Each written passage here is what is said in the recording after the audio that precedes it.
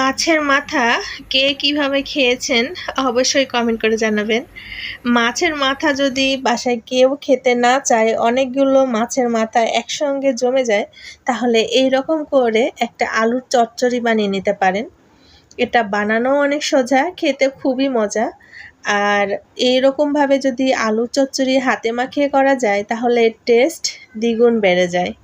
তো আমি এজন্য মিডিয়াম সাইজের ৪-৫টা আলু এরকম করে কুচি করে কেটে নিয়েছি। আর এটা সিলে কাটি নাই, অছিলাই কেটেছি চোচা সহ, তাহলে এটা খেতে বেশি ভালো লাগবে।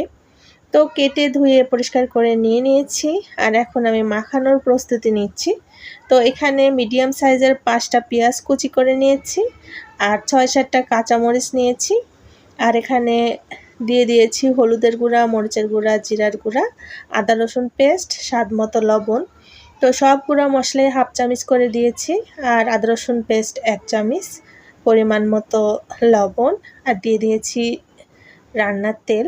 তো এখানে আমি সয়াবিন তেল দিয়েছি আর সব কিছু ভালোভাবে হাতে মাখিয়ে নিচ্ছি।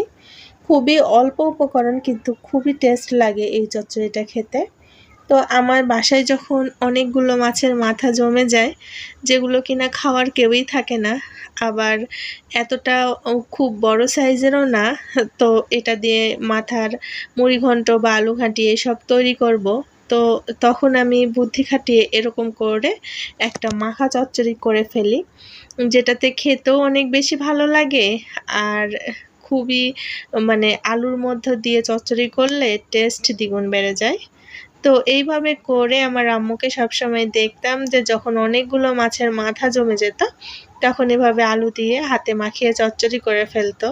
আসলে সবসময় ছোট মাছের চচ্চড়ি খাওয়া হয় আলু দিয়ে, কিন্তু এরকমের মাথা বা এরকমের মাছ দিয়েও কিন্তু চচ্চড়ি করলে ছোট ছোট পিস করে, সেটাও খেতে অসম্ভব ভালো লাগে।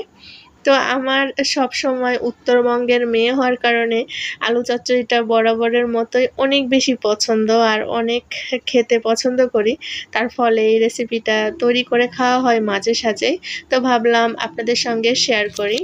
যাদের বাসায় ছোট মাছ থাকে না আর মনে যদি যায় যে একটু চচ্চড়ি তৈরি করে খাবো, তারা কিন্তু এইভাবে তৈরি করে নিতে পারেন।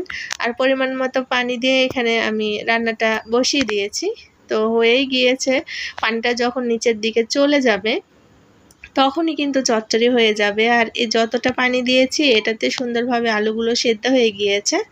আর এরকমের যখন একদম উপরে তেল ভেসে উঠবে আর নিচের দিকে সব ঝোল নেমে যাবে, তখন চচ্চড়িটা রেডি হয়ে গিয়েছে।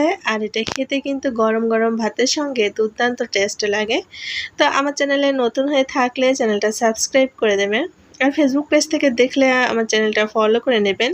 আর আমার রেসিপিটা যদি ভালো লেগে থাকে, ফ্রেন্ডস অ্যান্ড ফ্যামিলির সঙ্গে শেয়ার করার অনুরোধ রইল। তো গরম ভাতের সঙ্গে কিন্তু আমি চচ্চড়ি নিয়ে খেতে বসে গিয়েছি। মাশাআল্লাহ, যখন আলুগুলো দিয়ে ভাত মাখাচ্ছিলাম, তখন খুবই সুন্দর একটা ঘ্রাণ আসতেছিল। আর একটু মাছ ভেঙে নিয়ে আলু চচ্চড়ি দিয়ে যখন মুখে দিচ্ছিলাম, খুবই টেস্ট লেগেছিল মাশাআল্লাহ।